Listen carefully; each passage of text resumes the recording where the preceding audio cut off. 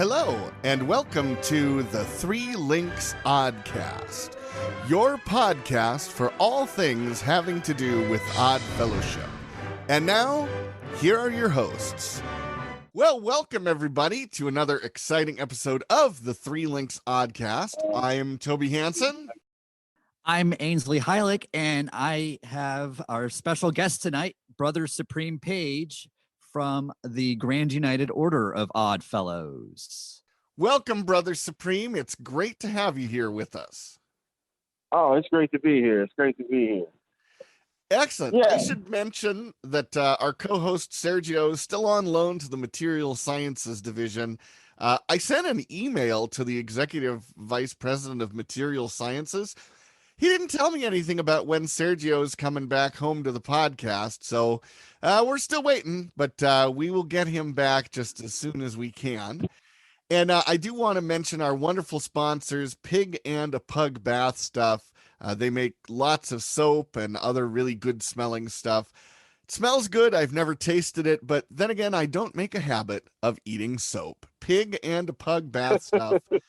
Look them up on Facebook and on Etsy. And remember, all listeners to the Three Links Oddcast get a very special discount. Thanks 24 in the discount box. You get 24% off your order.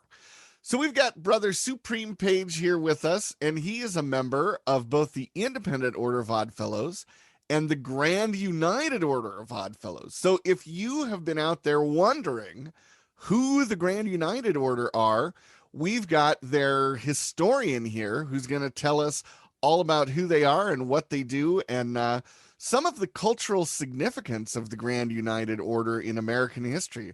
So, Brother Supreme, why don't you go ahead and start out by introducing yourself and giving us a little bit of background. Cool. Greetings. As they said, my name is Brother Supreme Page. I'm in Columbia, South Carolina currently, originally from Washington, D.C. I'm a member of Wayman Lodge 1339, where I am the Noble Father, as well as the District 13 Grand Historian and the National Grand Historian. I'm also a proud member of Oglethorpe number 1 in Savannah, Georgia. Now, how did you come to join Odd Fellowship? I was actually doing some historical research on a cemetery that is basically in obscurity at this point, and I like to go and look for things that are abandoned sometimes, and this was one of those things that piqued my interest because it's one of the oldest cemeteries in this city. And one thing that I had noticed as I was making my way to the cemetery was the three link symbols on a lot of prominent African-American individuals that are buried in Randolph Cemetery, which is right above it. And there's a pathway you have to kind of go through the woods and go across some train tracks at the bottom of the cemetery, which you can't even see the entrance to when it's springtime because of the overgrowth of trees and bushes. Oh, wow. But in the fall, you can see a straight path, and you make your way down through it, and you come out into a cemetery that's pretty much, there's as many people buried in this cemetery as there are in Randolph. I mean, we're talking maybe 8,000 or 9,000 people, but there's only 6 tombstones out here.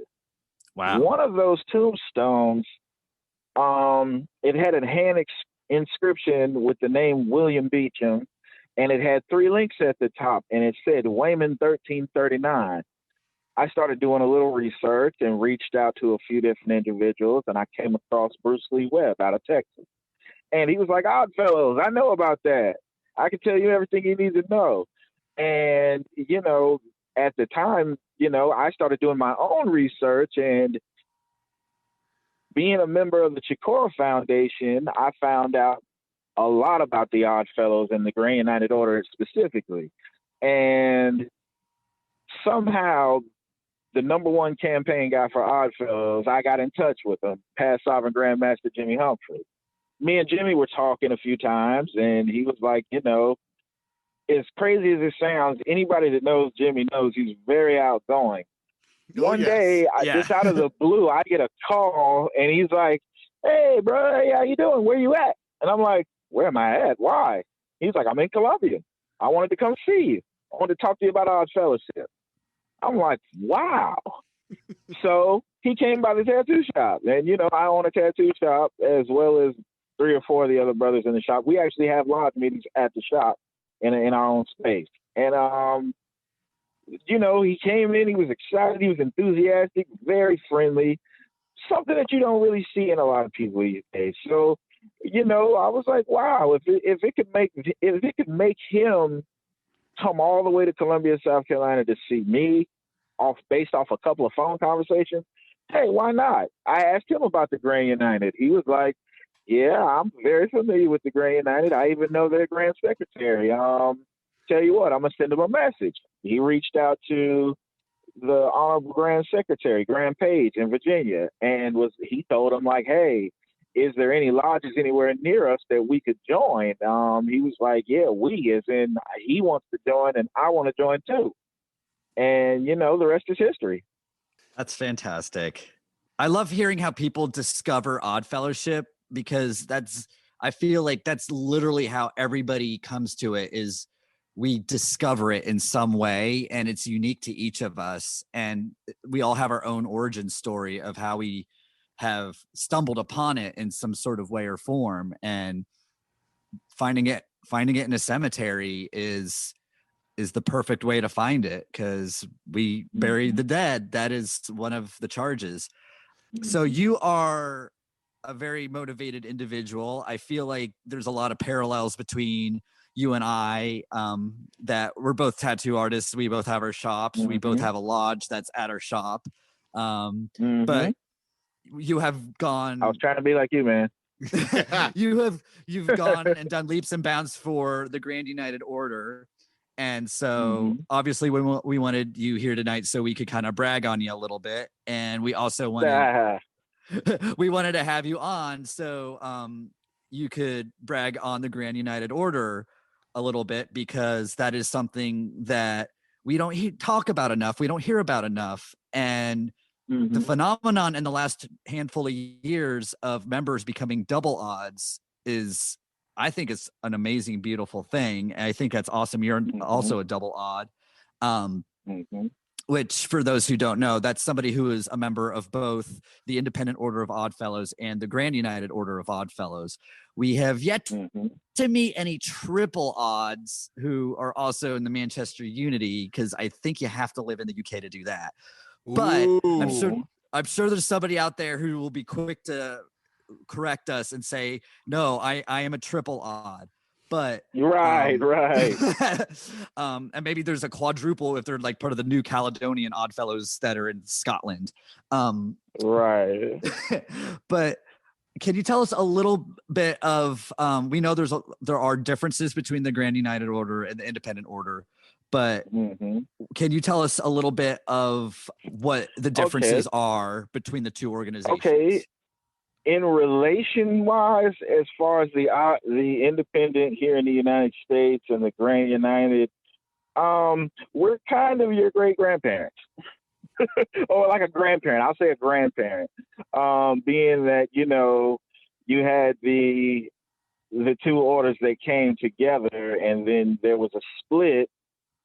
You know, sometime before 1798, I want to say, where, you know, you had the Manchester Unity Independent Order of Odd Fellows broke away, and, you know, history shows, and depending on who you ask, they'll say that Thomas Wildy, he was a member of Manchester Unity when he came to the States and started a lodge of that first, and then they broke away, you know, and said, we're just going to be the Independent Order of Odd Fellows. And, you know, the Manchester Unity actually broke away from the original Grand United Order of Odd Fellows. As far as our start here in the United States, you know, there's a lot of books on it, you know, that discuss the fact that you had individuals who were a part of what was called the Philomathian Literary and Debate Society in Philadelphia and in New York. And they wanted the pecuniary benefits of being a real fraternal organization. A lot of them were already, you know, involved in Freemasonry and things of that nature, but they wanted to be Odd Fellows, and they were turned down a few times. And in the process of that, they met our illustrious founder, Peter Ogden. Peter Ogden was from the Bahamas, and he was a shipmate. He traveled on the SS Patrick Henry back and forth between the Bahamas and England and New York. Well, when he found out what was going on as far as them petitioning for membership in the independent order, it took him a while because a lot of people, a lot of the brothers in the debate society didn't know who he was, so they didn't really feel comfortable just listening to him. But he was like, "Hey guys, I promise you, if you apply to the Grand United in England, you guys will get in. I swear to God, no frills. You'll become members." So eventually, Patrick Reason and his brother Charles Reason, who was one of the first African American mathematicians in the United States, they were like, "Okay, you know what? We're going to try it. We'll apply." And they applied to Victoria Lodge 448 in Liverpool. It's either in Liverpool or in Leeds, one of the two, somewhere in England. Okay, yeah, and close enough. one of those guys, So they applied to the lodge, and Peter Ogden took it upon himself to actually take the application and deliver it by hand. They approved, and he came back, told them like, here's your letter of dispensation. And not only are they gonna, allow you guys to come into the order, but they're gonna come and bring you guys into the order. And that's actually our holiday. We call it Peter Ogden Day. It's the anniversary of the Grand United Order of Odd Fellows in America and jurisdiction. It'll be 179 years. Yeah, that sounds Great. about right. Because wasn't it 1843? March the 1st. Mm-hmm. Yeah. Mm-hmm. Nice. So it was a beautiful thing. It was a beautiful thing, and they actually had 5 past grandmasters from England that came over on a ship, and they brought them in, and they solidified the whole organization right then and there. Unfortunately, it wasn't maybe too long after that Peter Ogden died in 1852. Oh, that wasn't much later. Yeah. No, it wasn't. So he didn't get to see the order grow and advance in that amount of time. Now, by the time he passed, there were 50,000 members easy, but he didn't get to see us in the millions. Wow.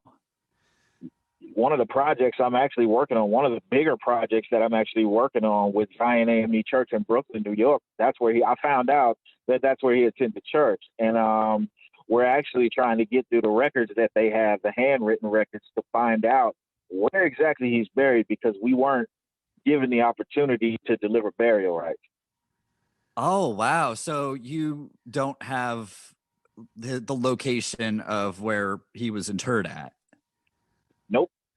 Wow. That's just kind of one of those little history tidbits that I think people kind of just assume that somebody of note is going to be known where they're interred at. But is that something that has to do with the fact that he's black, or just the time, or that the fact that he's black and the time, the cultural climate of the time? Well, I really hope you find, I think we would love to have you back if you do get that information, and because that's going to open up a whole other piece of the history there if you're able to kind of unlock that little bit. Definitely, because that would be historic for us to be able to go and deliver rights for him. Yes, absolutely. It would really help to kind of even things up, because on the independent order side, Thomas Wilde's name is all over the place. Every jurisdiction has at least one lodge named after him. There's the huge memorial at the cemetery in Baltimore.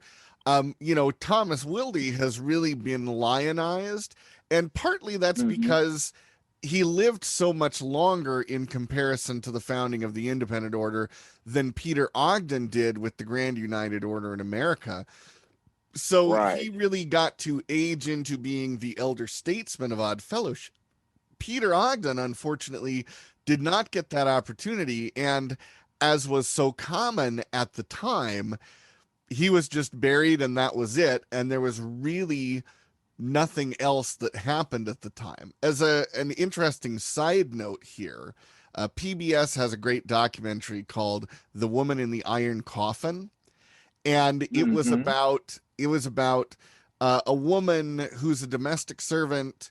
Apparently died of one of the common communicable diseases. This is New York in the 1840s, and she was African American, and she got an unusually lavish burial for that time, because she was very highly regarded in her community. The people who excavated the site found the coffin. They were actually able to trace back through the church that used to be next to where she was buried and find out her identity, and then rebury her with proper modern headstone and ceremonies and everything like that.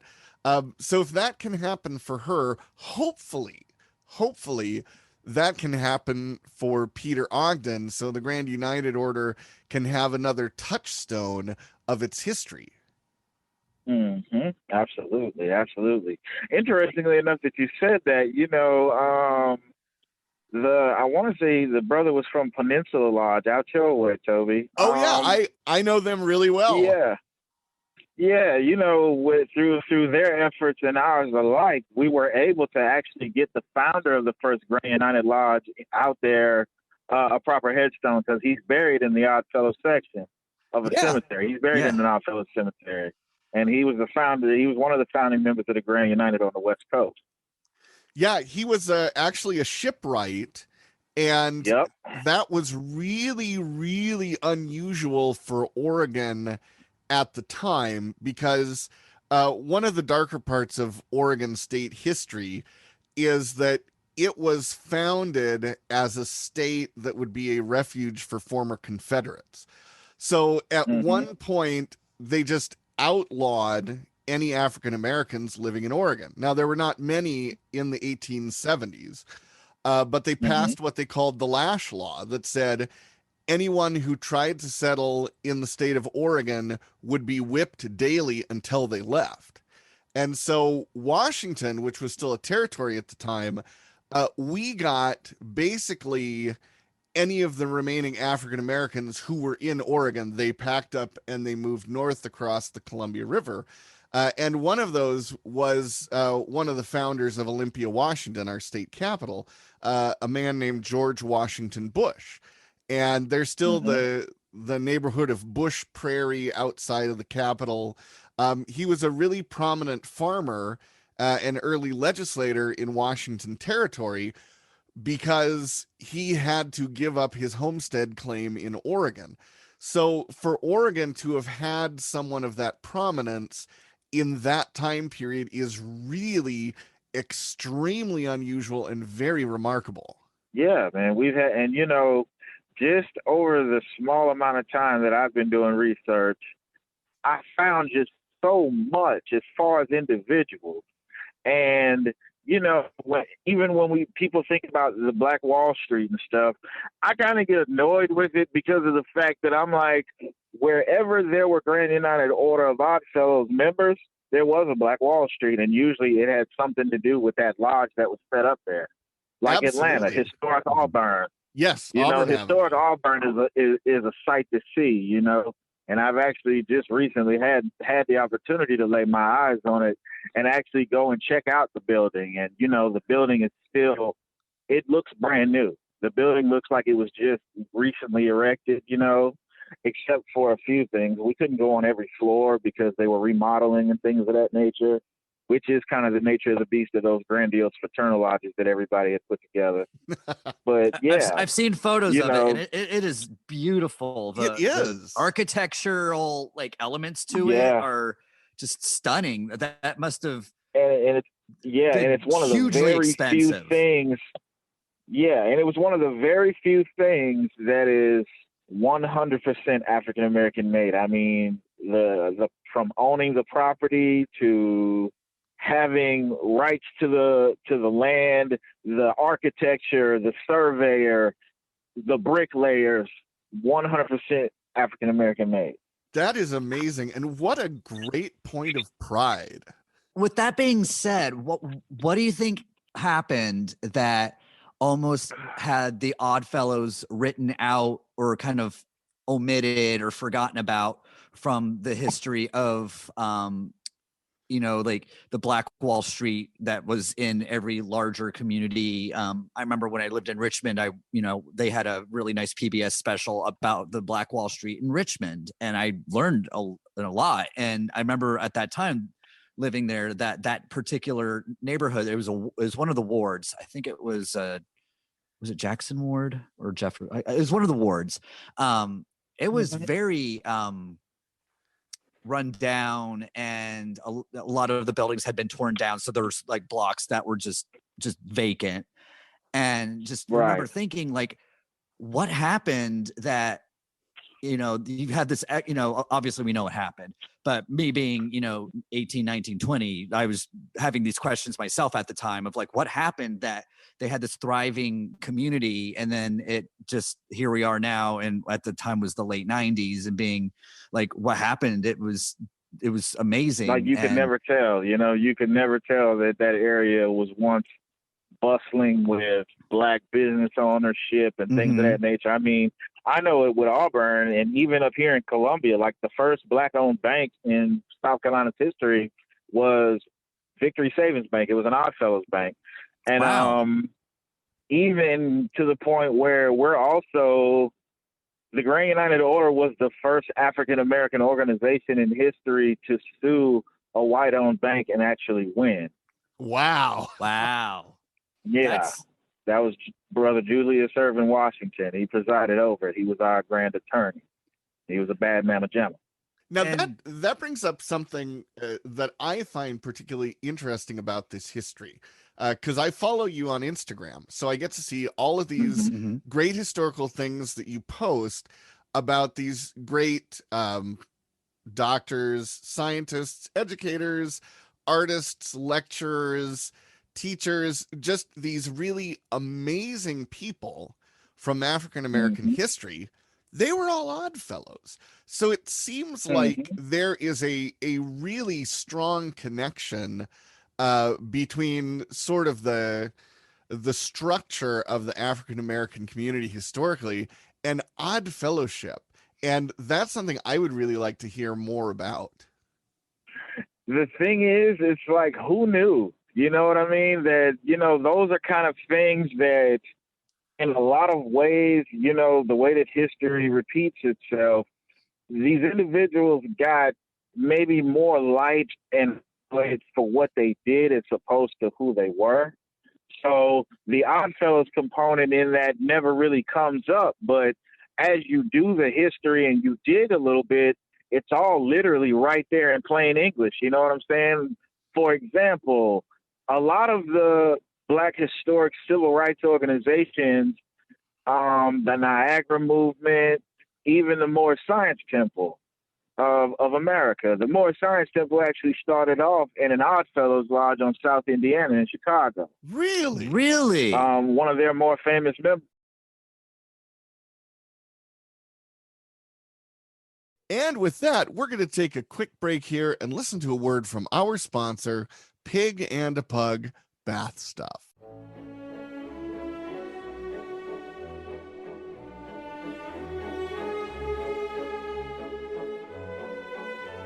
This is an actor portrayal. Hi, I'm Amanda, the brains and brawn behind Pig and a Pug, where I use only the best materials to give you the best products possible. For those that don't know, I'm based in the beautiful mountains of Montana, and right now it's very cold outside, so this is the perfect opportunity to give you guys a little bit of a news update.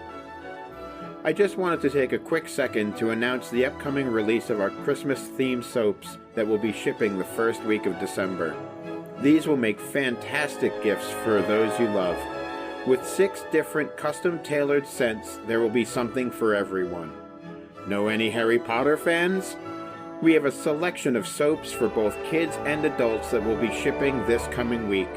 We are also planning some Harry Potter-related giveaways for the launch, so make sure you get involved. We also have a variety of 8-ounce scented candles, sugar scrubs, and bath bombs. If this sounds up your or someone you know's alley, Look us up on Facebook and on Etsy. Just search Pig and a Pug. Did you get that?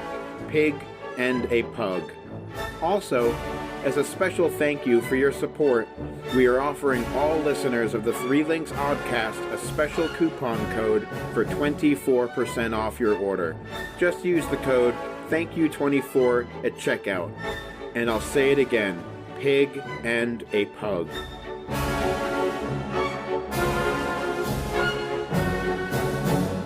All right. Now, joining me now for the second half of this semi-episode is Brother Christopher McHale from Covenant Number 6. He's been kind enough to guest host for us while Sergio's away. And welcome, Brother Christopher. Great to have you aboard here. It's great to be here. I appreciate it always, the opportunity to be on here. Well, we always love having you here, and I know the listeners enjoy you. Although I did get an email from someone who said you sound kind of dour sometimes. Okay, well, I mean, they're definitely not wrong. No, but I do appreciate your unique approach to Odd Fellowship. I think that's something of great value for all of us. So just to explain for our listeners what happened, we were doing the first half of this episode before the commercial. Brother Supreme Page, the Grand United Order of Odd Fellows, was kind enough to join us. And in the middle of his story, his phone cut out and we couldn't get him back. So what we're doing is we're breaking this into a two-part episode. So this will basically conclude the first half of the episode. But that gives us a few minutes here at the end of the episode to reflect on some of the information that Brother Supreme Page gave us. Now, one thing that really struck me in listening to what he had to say was the kind of central role that Odd Fellowship played in the development of the African American community. Because as you said, all of those areas that we would now call a Black Wall Street, the prosperous Black business areas in many of our major cities, they were all kind of anchored around an Odd Fellows Lodge. And I think that shows just how important Odd Fellowship was at that time to the emerging African American community. Sure, I 100% agree. It is a place for you to be able to share like life experiences and form a sense of community there. So it makes total sense that it took off there.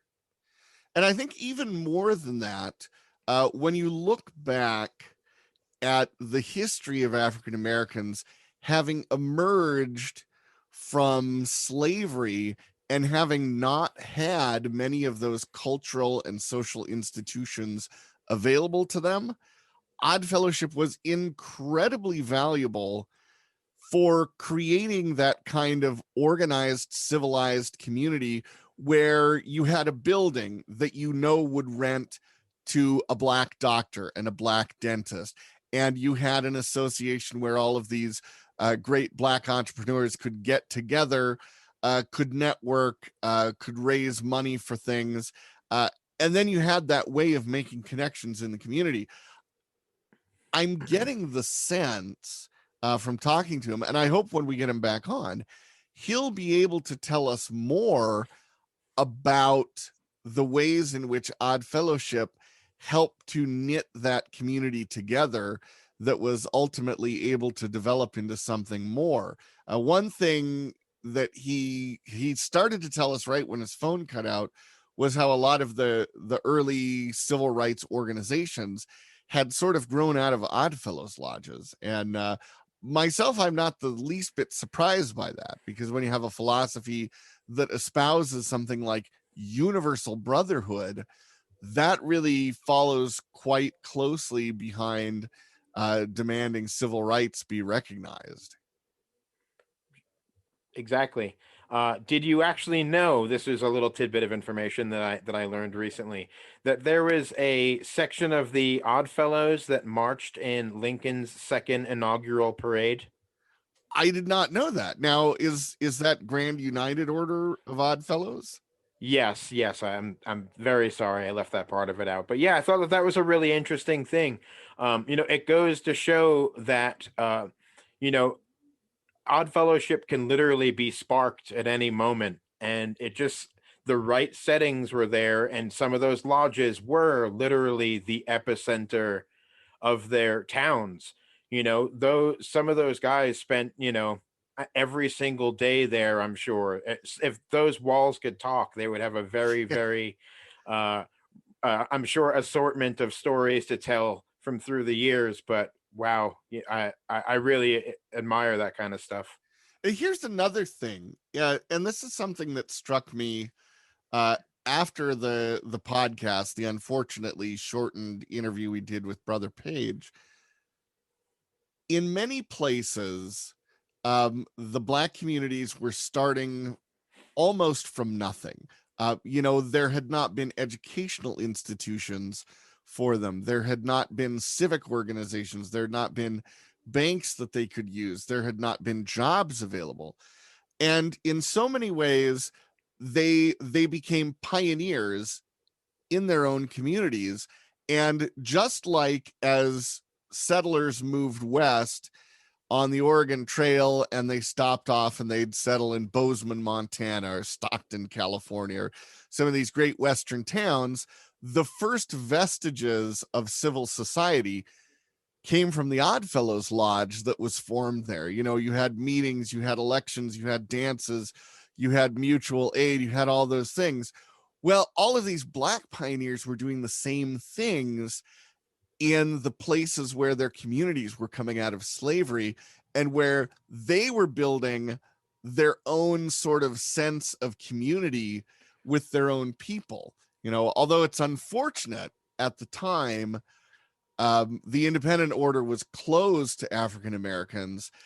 It gave the Grand United Order the opportunity to really give something that community really needed, which was something focused on their needs. Exactly. It was something of their own, and something where I'm sure it was a breath of fresh air where they felt like their opinions really mattered. Oh, absolutely. And I think that Imagine what that must have felt like.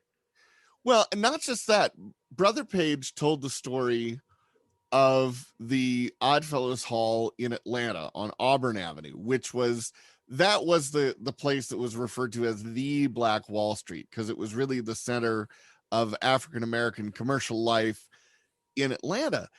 And he said that entire building was 100% African American enterprise, from buying the land, laying the bricks, designing it, outfitting the building, the tenants who were there.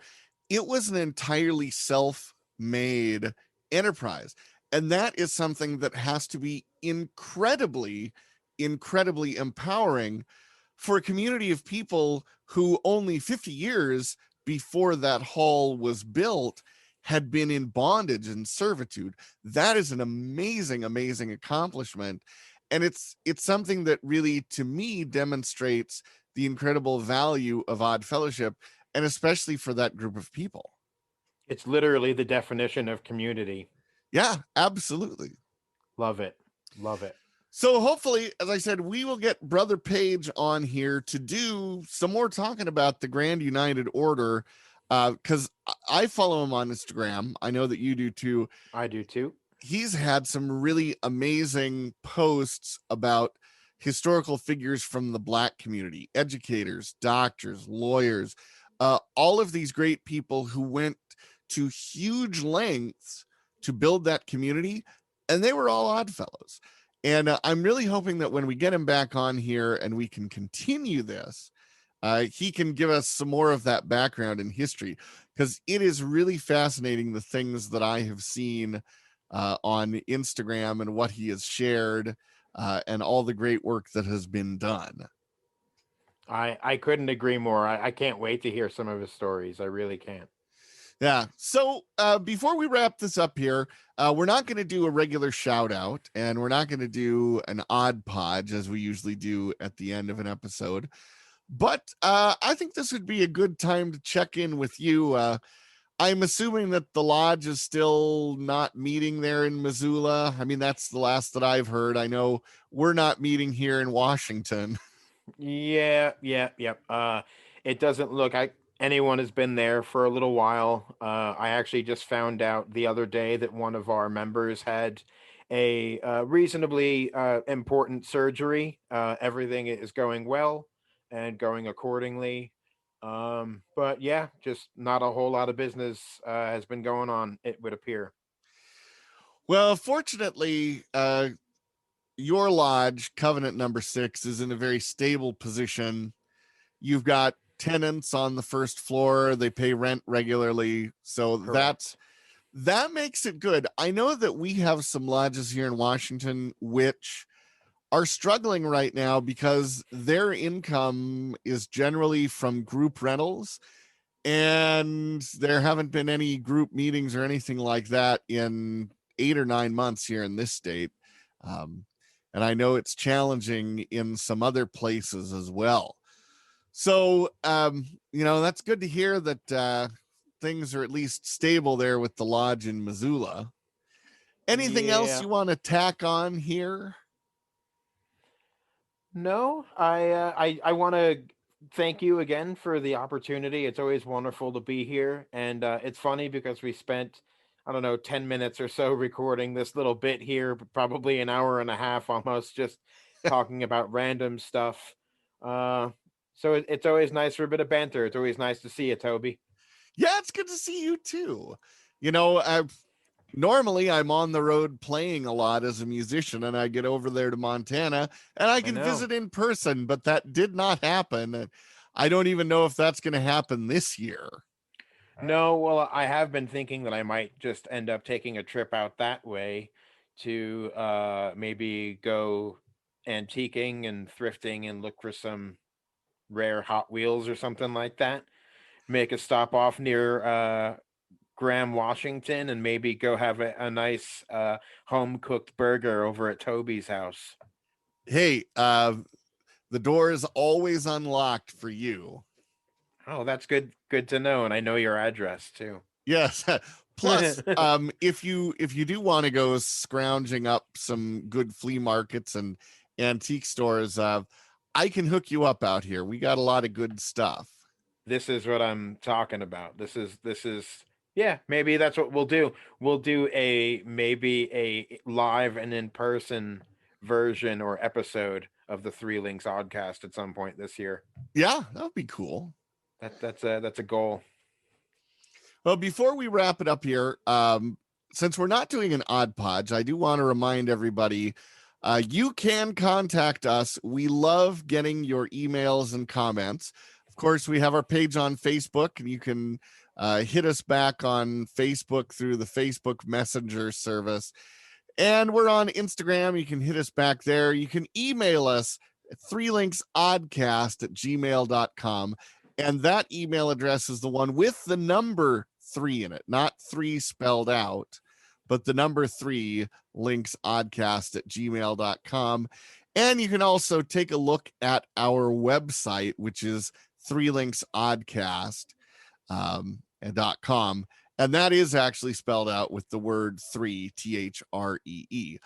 Next episode, we are going to be joined by Sister Stacy Thomason. She belongs to Gold Hill Lodge number 129 in Gold Hill, Oregon. And if you're wondering where that is, go look up the Oregon Vortex, because that fun tourist version is right off the highway off of Old 99 in Gold Hill, Oregon. And they have a small lodge there, but they're getting really active and they're doing a whole lot of creative things. We're going to have Sister Stacy on as a guest to tell us about what all she's been doing there with her lodge and kind of raising the profile in the community. I also want to issue a call out to any odd fellows over in Scandinavia who would like to be a guest on an upcoming episode, because we are starting to get some interest from people over in Europe saying, hey, how is Odd Fellowship here in Europe different? For those of you who also listen to the Modern Goat Rider podcast, they did a great episode talking with a brother from the Netherlands. So we want to reach out if there are any Scandinavian oddfellows out there who have a reasonably good command of the English language. Hit us up with an email. Let us know if you'd be willing to come on and talk to us about the particular brand of odd fellowship that you have in Scandinavia. Those are my people, you know, Christopher. The Swedes. I know that. Yeah, the sons of Norway. Y'all sure you betcha. Yes. So we would love to get in touch with a Scandinavian odd fellow out there who can come on and talk about odd fellowship in the Nordic countries. And we want you to come on at 3 a.m. your time. So it means a real lot to you. Yeah, that we would have to adjust our recording time. You know, that would be a little bit of coordination because Sergio and I are in the same time zone, but you're 1 hour ahead of me.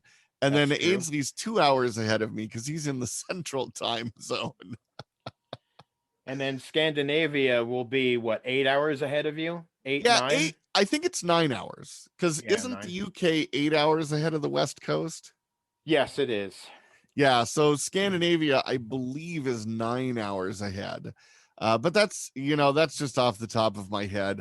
I could be wrong. So if I record at 1 o'clock in the afternoon on the West Coast in America, I believe that's 10 o'clock at night in Sweden. So we'll figure that out if we've got a nice Scandinavian odd fellow who wants to join us on the podcast. That would be greatly appreciated. I'm sure that the ones that have heard this are literally fighting each other for the chance right now. I sure hope so. You know, the Swedish part of my family, we come from the province of Skåne, which is the very bottom part of Sweden. They kind of joke in Sweden that it's actually part of Denmark, not Sweden. Gotcha. Every year there's a festival event type thing where they try and give Skåne back to Denmark. So we're tenuous Swedes at best, but we're Swedes. You know, I've got the name to prove it. So if we do have any Swedish oddfellows, and we have listeners all throughout Scandinavia, Denmark, Norway, Sweden, and Finland, which Finland is technically not a Scandinavian country. They are Nordic though, but not on the Scandinavian peninsula. But you have listeners everywhere. Yes, we do. That's the moral of the story, and it's growing every single episode.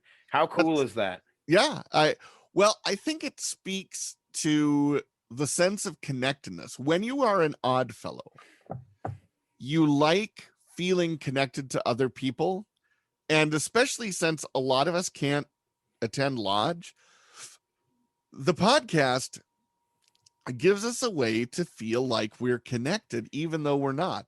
I look forward to every single episode of Modern Goat Rider that comes out.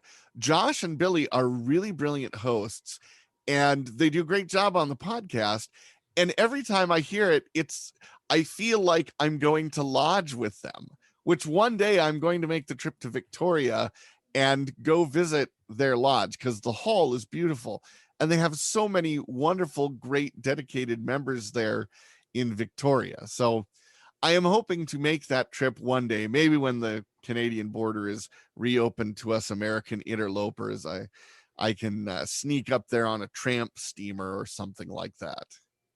Not sneak. Go up there legally. Yeah, okay. Totally legally. Yeah. Toby has a passport. It's actually him. Yes. So we don't know if the FBI are some of our listeners too. I have my enhanced driver's license, so I can cross the border into Canada. Yeah. Oh. Well, thank you so much for joining me, Christopher. And like I said, next episode, Stacy Thomason from Gold Hill 129 in Oregon. So I would like to thank all of you for listening, and we will let you know as soon as we get Brother Supreme back to finish his stories about the Grand United Order. Thank you very much, everyone.